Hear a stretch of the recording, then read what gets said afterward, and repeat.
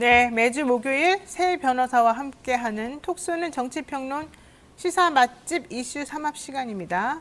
김필상 변호사님 나오셨고요. 네, 안녕하십니까. 네, 신장식 변호사님 후임으로 네. 조상호 변호사님 나오셨습니다. 어서 오십시오. 예, 안녕하세요. 조상호입니다. 요즘 뭐 민주당의 브레인이죠.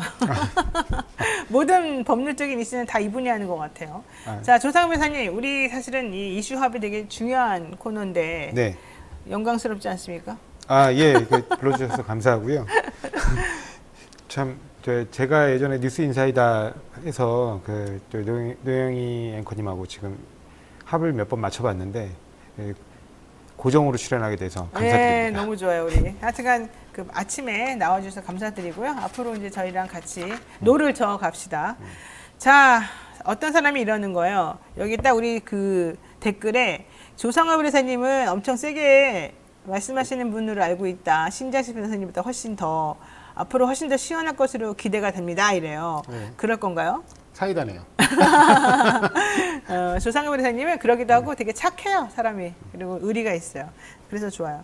자, 포부 들어본 걸로 하고 요 얘기 잠깐 한번 해보겠습니다. 지금 어제 김만배 씨가 사실은 오늘 새벽에 이제 풀려났습니다. 6개월의 구속, 두 번째 이제 구속이었는데 검찰에서는 그걸 막으려고 네. 김만배 허위 뉴스 인터뷰 이걸 내세우면서 사실 며칠 동안 계속 압력을 행사했단 말이죠. 네. 그러면서 김만배 씨를 풀어주면 안 된다는 메시지를 계속해서 법원에 냈고요. 그걸 뒷받침하기 위해서 김만배 씨 사무실도 압수수색을 계속 했어요. 네. 그랬는데 나는 최고로 생각했어요. 이거 이번에는 더 이상 안 해줄 거다. 판사님들이. 근데 진짜로 판사님들이 영장 더 이상 연장하지 않는다. 새롭게 안 해준다. 이제 이렇게 해가지고 결국 오늘 새벽에 나왔거든요. 네. 자, 이거는 무엇을 뜻하는 걸까요? 저는 일단은 그 재판부는 원칙에 충실했다고 생각합니다. 왜냐하면 그 재판부가 사실은 이번에 영장을 새로 내달라고 하는 거는 기존에 추가 기소된 부분이 있었어요. 근데 그 부분에 대해서 예전에도 한번 영장을 안 내줬고요. 이번에도 마찬가지로 영장을 다시 안 내준 겁니다. 왜냐하면 그 추가 기소한 부분이 이른바 이해충돌방지법 부분인데 그 부분은 기존에 한 2년 가까이 심리했던 사건을 법리적으로 재해석한 것이지 사실은 사실관계에서 뭐가 더 추가될 게 없어요. 근데 김만배 씨를 구속해야 되는 주요 이유로 들고 있는 게 검찰이 이른바 증거인멸이거든요. 증거인멸은 사실관계에 관한 부분입니다. 근데 이 건 같은 경우는 사실관계는 이미 재판부가 볼 때는 심리가 끝났다고 보는 거예요. 대충. 근데 그 사실관계를 법리적으로 다시 재해석해서 이거는 배임뿐만 아니라 뇌물사건뿐만 아니라 이해충돌방지법에도 해당할 수 있다 하면서 추가 기소한 거에 불과해서 이걸 가지고 또 영장을 내주기에는 애초에 원칙에 반한다. 맞아요. 봅니다. 저는 그렇게 생각한 게 왜 또 그런 일련의 흐름이라고 내가 생각을 했냐면 얼마 전에 이 박정훈 대령 있잖아요. 이 최상병의 죽음과 관련된 경위를 수사했던 그분에 대해서 외압이 행사되었다. 특히 VIP의 의지가 정확히 반영되었다라고 하는 말이 있었고 집단 항명 수괴라는 죄, 무시무시한 죄까지 덧붙였던 바로 그 군 검찰, 군 법원에서 군 검찰이 영장을 청구했습니다만 군 법원이 보통 군 법원은 다 자기네끼리 짜고 친다 이런 말이 돌 정도로 그냥 무조건 신청하면 해주는 거거든요. 근데 거기서 이미 영장이 한번 또 기각이 됐지 않습니까? 그것도 너무 놀라웠고 평화부지사였던 이화영 씨 관련해가지고 또 이재명 대표라든가 쌍방울이라든가 관련해가지고 여러 가지 증언할 사람이 한 명 있었어요. 근데 그 사람 말이 또 거짓말이다라고 하면서 또 한번 공격을 최근에 같이 했었어요. 김만배 씨와 함께. 그 사람에 대해서도 영장을 청구했는데 기각이 됐어요. 그러니까 이제 흐름이 점점 다 기각적으로 이제 가는 거예요. 그러니까 이것도 혹시 좀 뭐 있는 거 아닌가? 이런 생각도 하고요. 또 제가 좀 이따 말씀드리겠지만 검찰 인사가 있었는데 검찰 인사가 되게 이상하게 돌아갔다라고 하는 게 사람들이 중론이거든요. 그러면서 그 중에서 좀 뜻이 있는 사람들은 그냥 사표를 던지고 우리 검찰이 좀 잘 됐으면 좋겠다 이런 말하고 그냥 사표를 내버렸어요. 그러니까 이게 검찰 내부에서도 조금 뭔가 시도가 있고 혹은 자각이 있고 법원도 만약 우리가 옛날처럼 얘네들이 원하는 대로 해주기만 하지는 않겠다라고 하는 생각이 있는 거 아닌가 이제 이런 생각을 제가 좀 했거든요. 지금 검찰이 과해요. 네, 너무 과하죠. 과하다는 게 제가 지금 오늘 이제 김만배 이 영장 석방 관련해서 오늘 다루기로 한 것 때문에 좀 찾아봤는데요.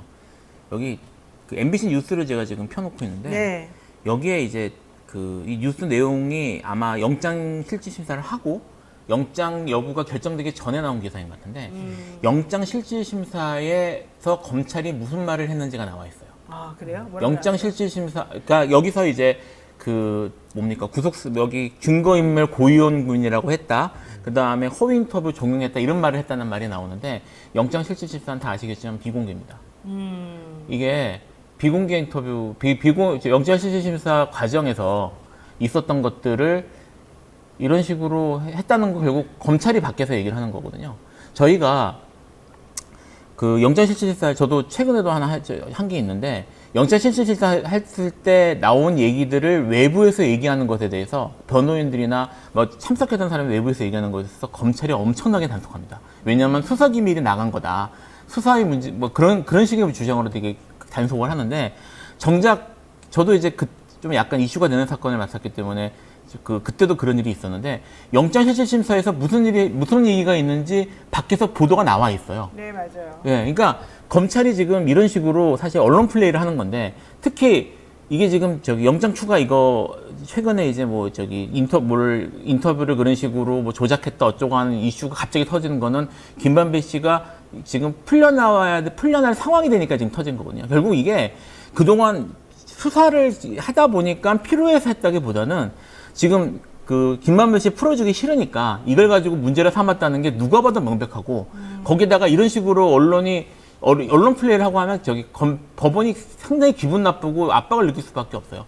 그러니까 지금 법원 입장에서도 검찰이 너무 과하게 정치적으로 한다. 언론 플레이나 이런 것들, 언론이나 이런 걸 너무 심하게 한다라고 느끼는 게 아닌가 이런 생각이 좀 들었어요. 사실 그것도 있고요. 최상병 사건을 수사하다가 뭐 집단행명 수괴라는 얘기까지 들었던 박정훈 대령 구속영장 청구할 때 제출되었던 범죄 사실이랑 이런 네. 거 저런 거 보게 되면은요. 그 안에 그런 얘기가 있다는 거예요. 사령관이 특정한 사람을 그렇게 집어넣지 말아라. 혐의자를 특정하지 말아라. 그런데 네가 그렇게 했기 때문에 이거는 하면 안 되는 거였는데 우리 말을 안 들었다. 이게 핵심이었거든요. 네. 그러니까 아니 혐의자를 특정하지 말아라, 뭐 말아라, 기라, 뭐 그렇게 해라 말아라 이런 얘기 한 적이 없는데라고 걔네들이 이제 그쪽에서는 다 방어를 했었었는데 아예 영장 실질심사에 나와 있는 범죄 사실 청구 적시에는 그 말이 그대로 들어가 있는 거예요. 예, 맞습니다. 왜냐하면 혐의자를 특정하지 말라. 이 말 자체를 안 했다고 예. 국방부 장관이 상임위에서 답변하는 과정에서 본인의 입으로 진술을 했어요. 그랬죠. 그런데 정작 군 검찰은 또 이 사건은 군사법원법 사건이기 때문에 그 국방부 장관의 지휘를 받습니다. 네. 근데 군 검찰이 영장을 청구하면서 그 안에는 혐의자를 특정하지 말라는 장관의 지시가 있었음에도 불구하고 그렇죠. 이를 어겼다는 거예요. 그렇죠. 그렇게 써놨어요. 네. 그리고 아마 거기에 첨부된 자료 중에는 그런 자료들이 있었나 봅니다. 이게 김기한 이제 해병대 사령관이 혐의자를 특정 말라는 지시를 장관으로부터 직접 받았다. 네, 그래서 그 부분을 전달했다라는 진술이 있었나 봐요. 네. 그래서 그걸 영장에다 기재했나 본데 이러면 이거 사실은 위증한 거거든요. 그러니까요. 바로 보세요. 이게 MBC에서 나온 기사인데 최상병 사망 사건 수사 관련 이종석 국방부 장관은 특정인의 혐의를 빼라고 지시한 적이 없다고 주장해 왔습니다. 여기서 말하는 특정인은 사실 임사단장을 말하는 거죠.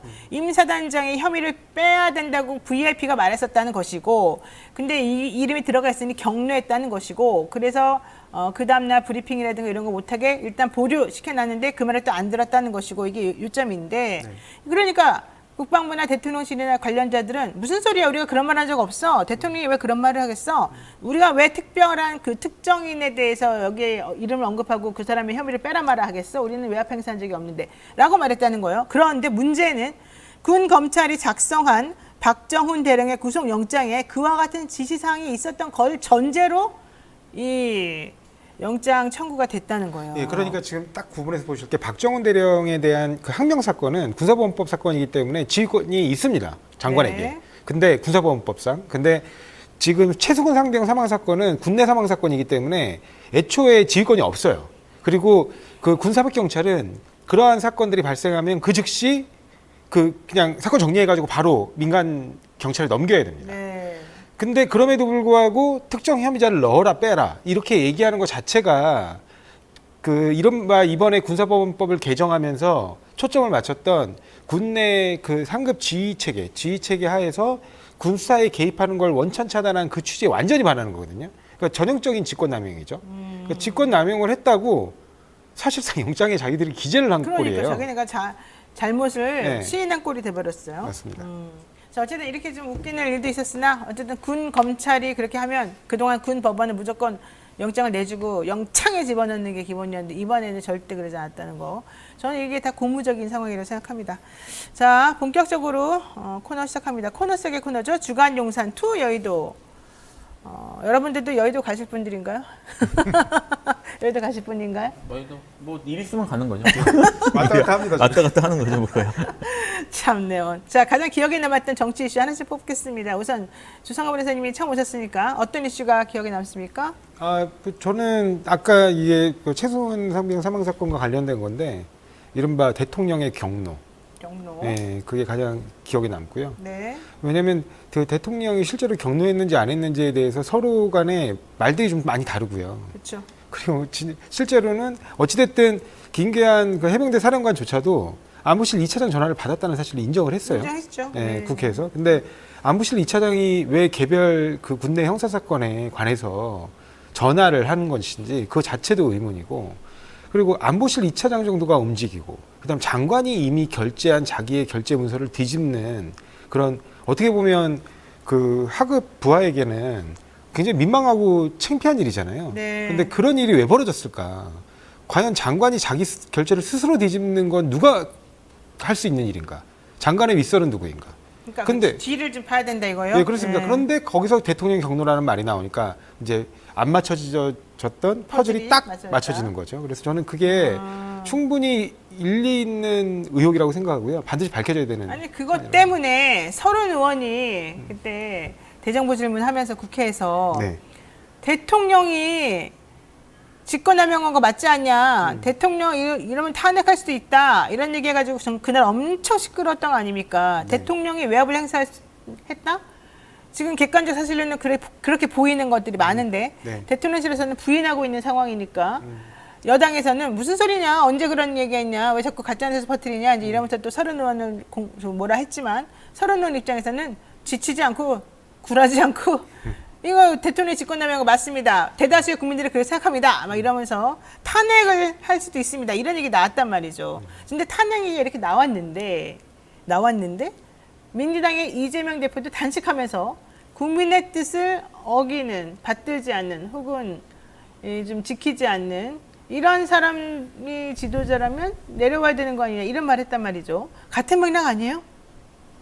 뭐 탄핵이라는 말이 갖고 있는 정치적인 그런 효과 때문에 이재명 대표가 했던 말은 좀 더 원칙적으로 이제 해석하는 게 좀 맞을 것 같고요. 탄핵이라는 단어 생각하지 그래도 않습니다. 어쨌든 이재명 대표 입장에서 보자면 이게 그 사람이 이제 예를 들면 김용호 장관처럼 헌법 1조도 모르는 그런 사람도 있고 대통령도 여러 가지 측면에서 좀 이상한 얘기를 하니까 국민의 뜻과 다르게 마음대로 행동하는 사람은 내려와야 된다. 결국 그게 탄핵 얘기 아니에요? 다 내려오는 방법은 여러 가지. 그 이제 내려와야 내리는 방법이 된다가 모르게요? 하야해요, 하야.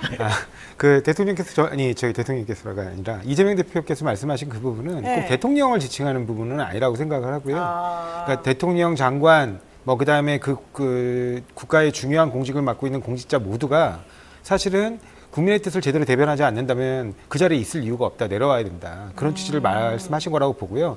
원래 이 단식에 들어가실 때부터 세 가지 이 단식의 이 의미를 두고 네. 그러니까 정부에 요구하는 사항을 세 가지로 정리하셨는데 그 중에 하나가 국정 쇄신을 위한 개각이에요. 개각. 예, 그 개각에는 지금처럼 김영호 장관 같이 그러니까 국민이 도저히 납득할 수 없는 언행을 일삼는 국무장관의 어떻게 보면 그 해임 네. 이 내용까지 포함하고 있는 거기 때문에 거기에 일맥상통하는 말씀이라고 저는 생각하고 있습니다. 알겠습니다. 일단 탄핵 얘기하는 거냐 이러면서 여당이 막 부글부글 끓고 있는데 민주당에서는 거기까지 가지 말고 지금 여기 이렇게 좀 정리하는 것 같아요. 왜냐하면 서른 의원의 또 발언도 있었기 때문에. 자, 그러니까 우리 애청자 중에 쥐약 덜 먹은 놈이라는 분이 10,000원을 보내주셨습니다. 자, 이게 무슨 뜻일지 무슨 뜻일지 각자 생각해 보도록 하겠습니다. 자, 뭐 이재명 대표 정치권 단신 얘기 나왔으니까 얘기하겠습니다. 이재명 대표 단신 오늘 7일째 아닙니까? 단식 중에도 국방에는 출석을 하고 있는데 검찰은 왜 조사받으러 안 나오냐고 지금 3번째 막 뭐라고 하고 있어요. 7일 단식한 사람을 데려다가 어떻게 검찰 조사를 받겠다는 건지 잘 모르겠습니다만 국민의힘에서는 계속해서 이 대표의 단식을 폄하하고 있습니다. 근데 보통 목숨을 내걸고 하는 이 정도가 된다면 뭐 잘했든 못했든 간에 가서 좀 당신 좀 정신 차리고 이렇게 몸을 좀 추스릴 수 있게끔 하자. 나중에 우리가 합의를 해보자. 이래야 되는 거잖아요. 김성태 옛날에 의원도 그랬잖아요. 그때 쓰러져 가면서도. 그래서 드루킹 김경수 그거 했던 거 아니에요? 그때 민주당에 있던 의원이 누구였어요? 그 의원 대표가 가서 야, 이제 그만 좀 해. 이러면서 막 달래고 그랬던 것도 생각나요. 어때요? 지금 지금 여당의 태도 말씀하시는 거죠? 여당의 태도, 그다음에 지금 이 민주당의 대표가 하고 있는데 대통령이나 이런 데서 아무 신경 안 쓰는 거, 내지는 비아냥거리는 거. 신경을 쓰면 놀랄 것 같은데 이제까지 태도에 비춰볼 때. 그래요? 예, 이제까지 사실 뭐 대통령을 포함해서 야당에 대해서 보여왔던 태도가 네. 사실 같이 갈 국정의 파트너라기보다는 타도해야 될 대상인 것처럼 얘기를 해왔거든요. 네. 그리고 지금 지금 이재명 대표의 단식에 대해서도 아까 지금 말씀하신 것처럼 뭐 방탄 단식이니 이런 식으로 지금 폄훼를 하고 있단 말입니다. 네. 그러니까 그런 식의 입장을 태도를 보이고 있는 상황에서 가서 무슨 좀 대화를 요구한다거나 진정을 요구한거나 하면은 그게 더 이상할 것 같아요. 어쨌든 저는 오늘은 8일째네요. 7일째가 아니라. 요즘 국민의힘 그 국회의원들, 그 국민의힘 정치인들을 보면 그 유튜버 120명이 앉아 있는 것 같아요. 아니 왜냐면 유튜버. 예전에 그 김성태 그때 당시 원내대표였죠. 그 원내대표가 단식할 때도 적어도 제도권 정치인들이 그걸 비아냥대거나 그런 얘기를 한 적이 없어요. 그리고 오히려 원내대표도 찾아가고 그다음에 그 여당의 당대표도 찾아가고 그래서 단식을 그만뒀으면 좋겠다. 그래 권유하고 막 다 그렇게 해왔다고요. 그러다가 결국에는 그 요구사항이었던 드루킹 특검을 받았어요. 그때 당시 그래서 그 합의를 해준 분이 홍영표 원내대표입니다. 네. 근데 지금 국민의힘 태도를 보면 저게 극우 유튜버들하고 뭐가 다른지 모르겠어요. 아니 사람이 그렇죠. 생사를 걸고 단식을 하고 있으면 기본적으로 좀 측은지심이 들지 않나요? 좀 미안한 마음도 들고 그게 그렇죠. 요구사항이 정당하든 부당하든 간에 일단 사람은 살아야 되는데 네. 하는 그 마음이 드는 게 인지상정인데 네. 그런 마음이 아니라 마음껏 조롱하고 뭐 비꼬고 뭐 황제 단식이니 출퇴근 단식이니 이런 말도 안 되는 얘기를 해가면서 그렇게 얘기를 하는 걸 보면서 이분들은 아니 저기 유권자들의 표를 무슨 유튜브의 수익으로 생각하는 건가? 그런 생각이 듭니다. 네. 자, 일각에서는 단식 중인 이재명 대표 여당 지도부가 좀 찾아가야 되는 거 아니냐 그랬더니 국민의힘에서 우리도 가봐야지 되긴 한다 이런 얘기는 하긴 했던 걸로 보이는데 뭐 구체적으로 뭘 하겠다 이런 얘기는 없었고요. 국무총리나 대통령은 뭐 신경 안 쓰는 것 같습니다. 특히 우리 대통령 지금 외국 가 있지 않습니까? 외국 가 있다는 거를 또 빌미로 전혀 신경 안 쓰고 있거든요. 우리 대통령은 돌아와서도 이재명 대표를 만나거나 단식하지 마십시오라거나 이런 거 안 하겠죠? 그전에도 안 만났는데. 그러니까. 예, 근데 예. 이번에는 좀 다르죠. 목숨을 걸고 하는 단식이잖아요. 사실. 그런 것에 흔들리실 대통령이 아니십니다. 만약에 이러다가 정말로 이재명 대표가 잘못되기라도 하면 어떻게 하려고 그래요? 그런 일은 없겠지만 그렇게 되더라도 별로 개의치 않으실 것 같은데. 그렇게 잔인하다고요? 그렇게 무심하다고요? 야당 대표가 자기가 할 수 있는 게 이거밖에 없다고 하면서 검찰이 자기를 스토킹한다 이런 식으로 말하면서까지 지금 목숨을 내걸고 항의 표시를 하는데 대통령이 그러거나 말거나 이런다고요? 제가 단정적으로 말씀드리기는 어렵습니다만 이제까지 보여주신 태도에 추정컨대 그럴 가능성이 있지 않을까라는 생각이 개인적으로 든다는 얘기입니다. 네. 그러면 너무 잔인한 거 아니에요? 아니 군내에 사망 사건이 발생했어요. 대민봉사 중에. 근데 그걸 이런 일이라고 치부해 버리잖아요. 대통령께서. 그러니까 이런 일 때문에 사람이 그만두면 사령관 할 사람이 누구냐 이런 말 했죠. 이런 일로 사단장이 그만두면 사단장. 누가 사단장 하겠냐 그러는데 제가 볼 때는 서로 사단장 하겠다고 순독이 있을 것 같거든요. 근데 그럼에도 불구하고 그런 얘기를 하시더라고요. 근데 저는 대통령이라면 그렇게 그냥 무심하게 그 이전에는 정치적으로 그냥 서로 난 너하고 안 해 이 메시지일 수도 있지만 사람이 목숨을 걸고 하는 거잖아. 목숨을 걸고 지금 야당 대표가. 근데 이걸 그대로 놔둔다고요? 오송 지하차도에서 굉장히 많은 분들이 참사로 사망하셨는데도 그 현장도 한 번 안 오셨어요. 그리고 오히려 해외에서 우크라이나에 없는 일정을 만들어가지고 우크라이나를 다녀오셨거든요. 맞아요. 저는 그래서 이번에 이태원 그 참사도 북한의 지령을 받아서 했다 그러고 오염수에 대한 반대하는 것도 북한의 지령을 받아서 했다 그러고 이런 얘기 나오는 걸 보면서 야, 도대체 이 사람들의 생각은 뭘까? 이게 정말 국민들에게 그렇게 먹힌다고 생각하고 이런 거를 할까? 이런 생각을 했거든요. 네. 근데 만약에 지금 대통령이 이런 상황인데도 불구하고 끝까지 안 한다. 물론 저도 안 할 것 같긴 해요. 근데 저는 했으면 좋겠다는 취지에서 자꾸 말을 하는 건데 끝까지 안 한다. 그러면 정말 이상한 게 되잖아요. 그러니까 제가 아까도 말씀드렸듯이 그 국내에서 지금 그 비가 너무 많이 와가지고 그 재해 피해를 입으신 분들이 속출하고 있는 상황에서도 없는 일정을 만들어가지고 추가로 해외 나가버렸단 일정을 말이죠. 했고요. 그 다음에 그 와중에 이른바 영부인이라고 할 수 있는 김건희 씨 같은 경우는 또 이른바 명품 쇼핑을 하다가 네. 이제 구설에 오르기도 했습니다. 네. 그래서 이분들이 정말 국민과 그다음에 생명, 그다음 안전 이런 문제에 대해서 조금이라도 진지하고 심각한 생각을 하고 있는지 네. 그게 참 의문이에요, 저는. 자, 그러면요. 민주당도 한번 물어봅시다. 뭐 국민의힘이야 그렇다고 치고 대통령이야 그렇다고 치고 민주당 혹은 김진표 의장은 왜 이걸 말리지 않습니까? 그리고 민주당은 특히 야, 단식 그만둬. 단식하는 게 무슨 의미가 있어. 이상민 의원 맨날 지금 그러고 있잖아요. 초를 치고 있죠. 솔직히 말하면. 전 이상민 의원이 이러는 거 너무 이해가 안 가고 뭐 조홍천 의원도 사실은 좋은 말 안 하고 있고 그러니까 이른바 비명계에서 지금 그런 식으로 나오고 있단 말이죠. 이거는 그래도 같은 당에 자기네 당의 대표가 이러면 이런저런 거 다 묻어두고 한마음 한뜻으로 가가지고 정리해주고 위해주고 이런 거 해야 되는 거 아니에요? 근데 그런 건 안 하고 아, 그럼 뭐 하려고 해? 바보같이. 너 출구 전략도 없잖아. 이러면서 자기네 대표를 좀 이렇게 좀 약간 이상하게 만들어 버리는 거 있어요. 이거 민주당 좀 문제 있는 거 아닙니까? 사실 지금 대통령 말씀을 하실 때 제가 민주당 의원들 생각을 했는데요. 네. 몇몇 민주당 의원부터 이렇게 태도를 보이는데 뭐 대통령을 비난하거나 뭐 어쩌고 이렇게 얘기하는 건 사실 적절하지 않다는 생각도 좀 들었고요. 그리고 제가 지난주에 말씀을 어느 정도 드렸던 것 같은데 이게 민주당의 특징이자 한계입니다. 민주당 의원들이 대체로 정치인들이 단기적인 자기 정치적 이익에 매몰되는 듯한 모습을 계속 보여왔거든요. 지금 아마 이성민 의원은 자기 정치를 하느라 이러시는 것 같고요. 조홍천 의원도 그러시는 것 같은데 이게 국민의힘하고 결정적으로 이 차이가 보이는 부분이라고 저는 생각을 해요. 국민의힘 최근에 지금 아직 얘기는 안 나왔지만 지난주에 이제 윤석열 그때 당시 후보와 통화 내용이 이제 더 탐사라는 곳에서 공개가 됐잖아요. 여기 사실 여부는 아직 밝혀봐야 되겠지만 네. 그때 나왔을 때 사람들이 이게 더 탐사나 이쪽에서는 특종처럼 터뜨렸지만 사람들 반응은 몰랐어? 약간 이런 반응이 가까웠어요.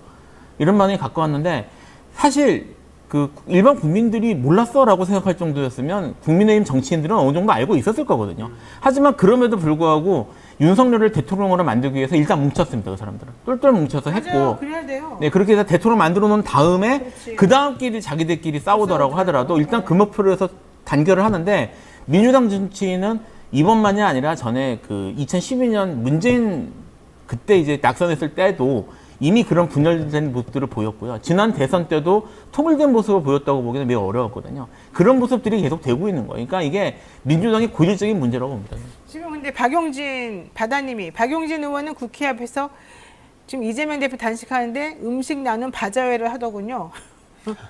이거 좀 너무 심한 거 아닌가? 어쨌든 이해찬, 추미애, 박지원 등 야권 원로들이 이재명 대표를 찾아 격려했고요. 저도 사실 갔습니다. 가서도 인사하고 왔는데 비명계 이상민 의원 등은 명분도 실리도 없는 단식이다 이러면서 비판하고 사실 또 대안도 없어요. 그럼 뭐 하겠다는 거냐? 그럼 어떻게 하란 말이냐 물어보면 대답 없어요. 그럼 본인들은 뭐 했냐 물어보면 아무것도 한 게 없어요. 그런데도 그냥 뭐만 하면은 이렇게 하면 이렇게 한다고 뭐라 그러고 저렇게 하면 저렇게 한다고 뭐라 그러고 오로지 딴지만 거는 거예요. 나는 그래서 그게 참 비겁하다 생각이 드는데 자 어쨌든 한쪽에서 목숨 걸고 싸우겠다는데 한쪽에서는 비아냥거리는 이런 모습 매우 좋지 않다 이런 얘기 생각하고 있습니다. 자 대북 송금 의혹 수사 중에 검찰이 이재명 대표에게 검찰 출석을 요구했는데요. 12일 날 출석하겠다고 했습니다. 근데 오늘이 7일이잖아요. 네. 그럼 앞으로 5일인데 지금 8일째 단식하고 있는 분이 5일 있다가 검찰에 나가서 할 수 있어요? 그거 좀 어렵지 않겠습니까? 쓰러질 것 같은데. 그래서 원래는 처음에 얘기했던 게 8월 23일 날 소환 통지를 했어요. 네. 근데 꼭 이재명 대표뿐만이 아니라 어느 누구나 검찰에서 소환 통지를 한다는 건 사전에 조사 준비가 맞춰진 다음에 하는 거거든요. 네. 왜냐하면 그 이후에는 일정이 상호간의 일정을 맞춰봐야 되기 때문에 언제 일정으로 잡힐지 알 수 없기 때문에 조사가 어느 정도 세팅이 된 다음에 통지를 하는데 그 통지를 받고 좋다 그러면 8월 24일 날 바로 나가겠다 그랬더니 그때는 준비가 안 됐다는 겁니다. 그건 도대체 준비도 안 된 상태에서 근데 왜 통지하는, 뭐라고 그랬어요? 그러니까 그 통지하는 것도 전 정말 황당한 네. 일이고요. 네. 그래서 결국에는 30일 날 통지해달라고 했는데 그때는 이미 이제 기존 일정이 잡혀있기 때문에 거기 그날은 못 나간다고 했습니다. 네. 그래서 9월 4일 날 통지를 다시 했고, 아니 그래서 그때 이미 9월 11일부터 15일 사이에 본회의 없는 기간 동안 출석하겠다고 했는데 굳이 또 그때는 안, 그러니까 뭐 먼저 나와야 된다. 그러면서 9월 4일 날 또 통지를 했는데 그때 또 9월 4일 날 이제 그 이전에 이미 단식이 이제 시작됐습니다. 네. 교류를 단식이 시작되면서 9월 4일 날 계속 나오라고 하니까 그럼 알겠다. 그럼 내가 오전에라도 나가겠다. 근데 오후에는 국제회의 국제 화상회의 일정이 잡혀 있어서 그거는 변경이 불가능하니 오전 조사 마치고 다음에 또 조사 일정을 잡아서 이제 부족했던 조사를 이어가자 이랬단 말이죠. 이미 단식이 시작됐고요. 누가 보더라도 장시간 조사는 불가능한 상황입니다. 어느 경우에도. 그러면 사실상 조사를 끊어가면서 할 수밖에 없는 상황이에요. 그러면 당연히 9월 4일 오전 조사를 거부할 이유가 없고요. 두 번째로는 만약에 그런 사전에 그것도 검찰을 배려한다고 미리 알려준 건데 네. 그게 아니고 9월 4일 날 당장 나가서 조사를 받고 오후 조사를 시작하자고 할 때 오후에는 일정이 있어서 내가 나가봐야 된다 하고 나가면 어떡할 건데요. 그건 꼭 이재명 대표뿐만 아니라 누구나 그렇습니다. 내가 오후 일정이 있어서 못한다 그러면 보통 경찰이 뭐라 그러는지 아세요? 그럼 다음에 또 나오셔야 되는데 괜찮으시겠어요? 괜찮습니까? 그렇게 얘기를 합니다. 그냥 그러면 좀 번거롭지만 다음에 또 나오셔야 됩니다. 그럼 다음에 또 나오겠다고 하면 보내줘요. 근데 사전에 그걸 얘기했더니 오전 조사만 하는 방식으로는 안 하겠다. 뭘 안 합니까? 그것도 되게 웃깁니다. 그래서 결국에는 그것도 무산됐어요. 그러니까 지금 이 상황에서 사실상 조사를 어렵게 한 건 검찰 측이라는 거예요. 무산되기를 바라고 내가 보기엔 세 번 무산시키고 세 번 무산됐다는 거를 써서 아예 그냥 영장 청구를 하려고 하는 게 아닌가 이제 그런 생각을 지금 하고 있습니다. 왜냐하면 피의자 조사 없이 그냥 우리는 할 수 있다 이런 얘기를 지금 하고 있거든요. 자, 이 와중에 검찰 고위급 인사가 벌어졌어요. 여기에서 특히 윤석열 사단의 에이스로 꼽히는 이재명 대표 수사하는 자리에 그런 사람들이 많이 들어갔습니다. 백현동 개발특혜 의혹, 대장동 허위 인터뷰 의혹 등 수사는 서울중앙지검의 송경호, 그다음에 쌍방울그룹 대북 송금 의혹과 관련돼서 줄다리기 하고 있는 신봉수, 그러니까 수원지검장에는 신봉수, 테라루나 폭락사건이나 SG증권 국직한 금융범죄수사를 지휘한 양석조가 남부지검장으로 옮겼습니다. 다 친한 사람들이에요, 이 사람들. 김유철도 들어가 있고. 이러면 결국 대통령이 압박했다. 너네 좀 제대로 성과 내라. 이렇게 좀 더 쪼이는 그런 모양새거든요. 제가 봤을 때는. 그러니까 대통령이 끝장을 보자. 아마 이런 메시지를 좀 내고 있는 것 같습니다. 자, 검찰 인사 전체적으로 좀 우리가 어떻게 봐야 되니까. 심우정은 인천지검장, 송경호는 아니 그게 아니고 거꾸로. 네, 거꾸로? 예, 인천지검장이 지금 대검 차장으로 간 대검 거고요. 차장검사로. 양석조 지금 남부지검장이 반부패 부장으로. 대검 반부패 부장으로. 네, 그렇습니다. 송경호는 유임됐고. 중앙지검장인데 유임이 됐고, 그다음에 신자영 법무부 검찰국장이 그대로 유임되고, 박기동 대검 공공수사부장으로 가고, 신봉수 수원지검장 가고, 야 네. 이거 다 아는 사람들이네. 네, 신봉수가 이제 그 대검 반부패 부장에서 이제 현장으로 간 거죠. 수원지검장. 그렇죠. 예. 게다가 손준성 검사도 승진했어요, 검사장으로. 자, 이거 뭐라고 봐야 됩니까? 예, 뭐 제가 지금 신봉수 대검 반부패 부장이 수원지검장으로 간 건 뭐 검찰 내 하마평은 홍성욱 지검장이 좀 네. 소극적인 거 아니냐, 네. 더 세게 나가야 된다. 그러니까 바로 그 얘기에 내가 네. 지금 한 말이. 이게 성과가 안 나온다. 네. 네가 너무 순하게 유하게 해서 그런 거 아니냐. 네. 몰아붙여라, 쪼아라 이 예, 얘기잖아요. 지금. 그렇게 보통 지금 해석하고 있는 것 같고요. 그 외에도 이제 김유철 그 남부지검장이 이제 김유철 공공수사부장이 서울 남부지검장으로 간 거는 이제 선거가 있잖아요. 곧 그러면 이제 남부가 남부에서 여의도를 가는 관할하기 거죠. 때문에 네. 이제 각종 선거 사건들이 이제 기소되거나 기소되거나 이제 재판이 진행될 수 김윤철이 있습니다. 공공수사부장.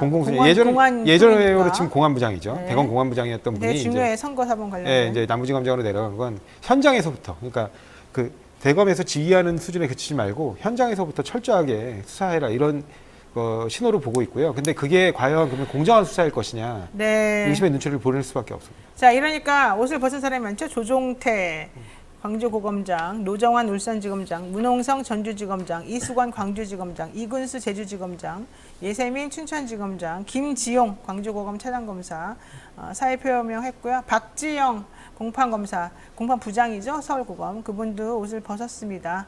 왜 벗었겠습니까? 잘 생각해 보십시오. 자, 요거 정리 한번 해보겠습니다. 김만배 씨가 허위 인터뷰를 했다 이러면서 압수수색도 했고 그랬는데 재판부가 영장을 발부하지 않았어요. 이거는 무슨 의미가 있지 않습니까?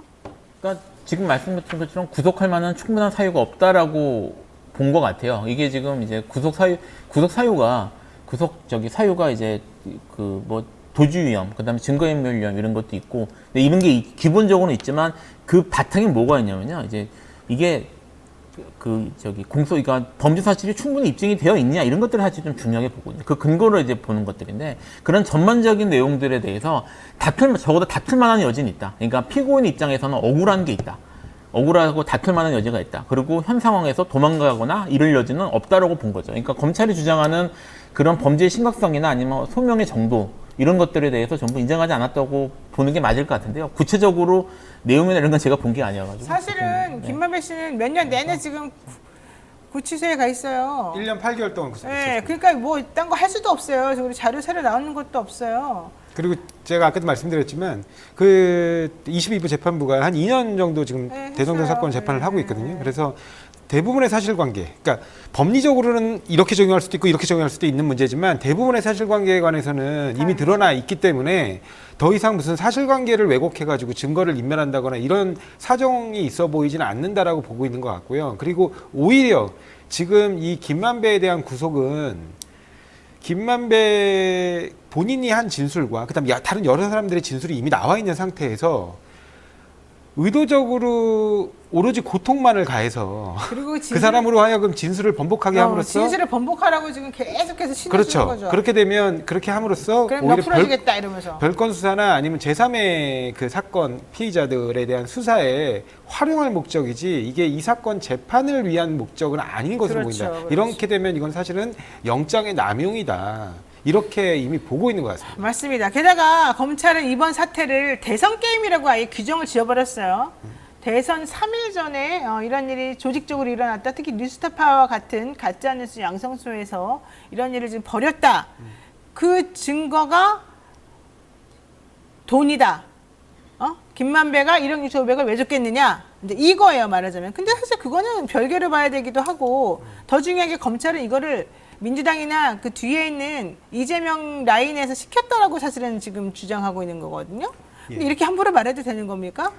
진짜 황당한 게 그 돈 갖고 장난치고 뭐 이렇게 시대의 정치 공작을 벌이고 거기에 심지어 국민의힘 정치인이 개입한 사건은 이 박철민의 그 돈다발 사건이죠, 오히려. 네. 근데 이 사건 보면 지금 신하님 씨하고 실제로 그 대화를 나눈 시점이 네. 그 2021년 9월 15일입니다. 네. 근데 이 대장동 사건이 처음 이른바 화천대유는 누구 겁니까라고 지방지 언론에서 한 번 처음 언급된 게 8월 31일이고요. 이게 그 이후에 9월 10일 날 이른바 주간조선에서 온라인판으로 다루고 그게 한 12일쯤에 보도되고요. 제대로 보도된 게. 그다음에 9월 13일에 이르러서야 이제 정치권에서 처음 장기표 씨가 언급하고 그 이후에 그 국민의힘 정치인들이 줄줄이 언급하기 시작합니다. 이낙연, 뭐 민주당에서는 이낙연 전 대표 포함해서 줄줄이 그러니까 9월 13일 날 이제 본격적으로 터지듯이 이제 의혹이 제기되기 시작한 거예요. 수사는 그때 진행조차 안 됐을 때예요. 근데 9월 15일 날 몸통과 주범을 바꾸기 위해서 그런 대화를 나눌 수 있다? 김만배 씨가 무슨 신입니까?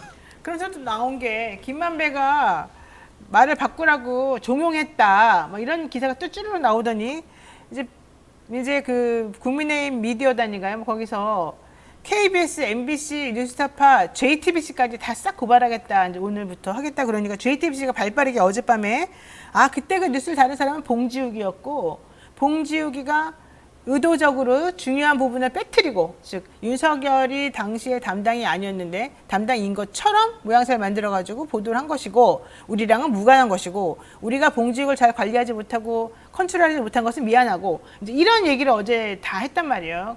그래서 연합뉴스에도 막 대대적으로 보도하기도 하고 막 그랬단 말이죠. 근데 그게 말이 되는 겁니까? 솔직히 말해가지고. 그런 식 저기 보도라는 게 어. 그 기자 하나가 그런 식으로 해서 올릴 할수 수는 있나요? 없는 위에 다 할 있는 수 없는 거죠. 데스크가 잘못이죠. 데스크가 책임을 네. 져야 되는데 네.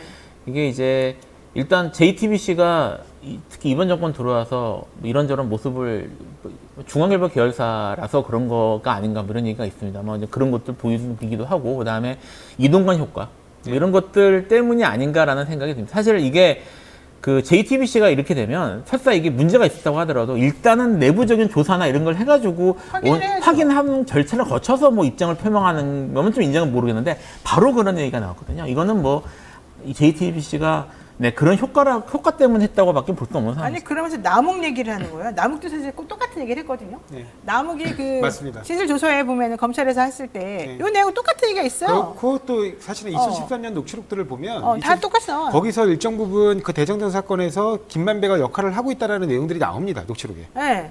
그럼 그거는 또 그거 중에서 교묘하게 또 한 문장은 또 딱 띄어내가지고 아닌 것 척하고 막 이런 거요? 근데 김수 변호사님 아까 말씀하신 것처럼 요 그 JTBC 보도 전날, 그러니까 그저께죠. 그저께인가요? 그 장지현 의원하고 이동관 위원장이 방통위원장이 서로 티키타카 하면서 막 얘기를 하다가 이제 뭐 원스트라이크 아웃 얘기까지 나오잖아요. 그때 언론사로 명시된 언론사 중에 하나가 JTBC예요. MBC, JTBC를 언급하거든요. 네. 거기서 이제 뜨거운 거죠. 네. 아, 이거 빨리 해야겠다.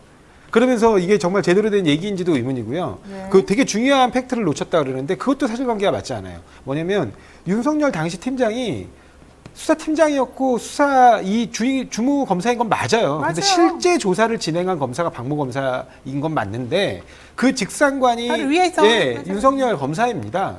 그래서 그게 아예 틀린 말은 아니에요. 그리고 커피를 박모 검사가 타줬냐, 그다음 윤석열 검사가 당시 윤석열 검사가 타줬냐, 이게 본질이 아니잖아요. 그럼요. 그 사건에서 이미 조우영에게 10억 원 넘는 돈이 건네지고 그게 그래서 그 부분에 대한 진술이 확보되고 그래서 계좌 추적을 해서 내용까지 확인했어요. 근데 입건조차 안 한 거예요.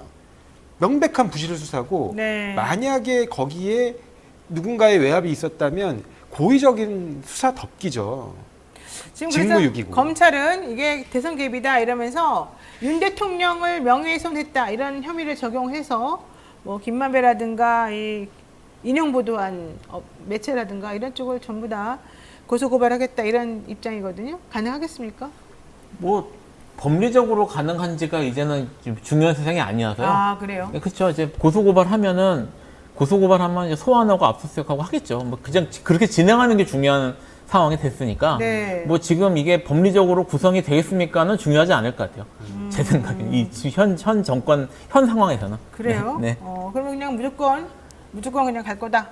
일단 유무죄 판단은 최종적으로 사법부에서 내려지겠지만 최초에 지금 김수현 변호사님 말씀하신 것처럼 당사자들이 고통받는 건 수사 자체가 개시되고 그다음 강제 수사가 진행되는 것 자체가 힘들거든요. 네. 그래갖고 소환하고 그다음 압수수색하고 그래 집 털고 뭐 사무실 털고 이거 자체가 고통이에요. 근데 지금 검찰이잖아요. 네. 그리고 그 검찰이 강력한 의지를 보이면서 이미 그 김만배 씨와 신원님 전 언론노조위원장의 그 자택과 뭐 그 차량 등을 다 압수수색했다는 거 아닙니까? 네. 그러니까 이거는 신호탄이고 앞으로 이걸로 계속해서 별건 수사 압박을 넣는다는 걸 보여주는 거죠.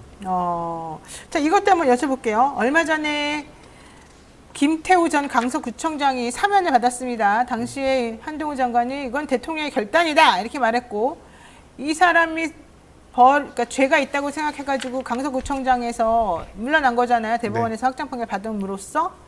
그랬는데 이 사람을 곧바로 사면해주면서 다시 돌아올 수 있게 만들어준 데다가 그래도 이 사람 때문에 지금 이렇게 돈 많이 들여서 강서구청장 다시 뽑는데 이 사람을 다시 강서구청장 후보로 내세울 수는 없는 거 아니냐라는 국민의힘의 여론도 있었습니다만은 오히려 이번에 민주당에서 진교훈인가요? 진교훈 전 경찰청 차장을 강서구청장 후보로 내세운다고 하니까 그럼 내가 검찰로서 검찰 사무관이었죠 이 사람이? 네. 내가 나서야 된다 하면서 이제는 아예 김태우를 확정적으로 후보로 밀기로 했단 말이죠.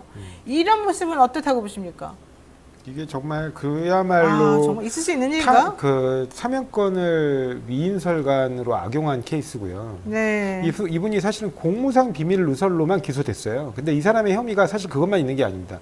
그 대검에서 감찰을 해가지고 실제로 해임 처분을 내릴 때 네. 징계 사유로 삼은 게 4가지예요.